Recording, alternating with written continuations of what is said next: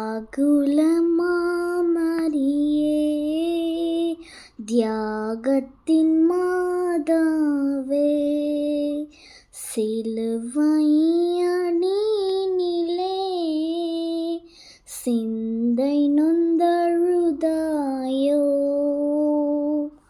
12 வயதில் ஆலயத்தில் அன்று அறிஞர்கள் புகழ்ந்தவரை, 12 வயதில் ஆலயத்தில் அன்று அறிஞர்கள் புகழ்ந்தவரை, கரங்களை விரித்தே கள்வனை போல் கழுமரத்தினில் கண்டதினால், வியாகுலமாமரியே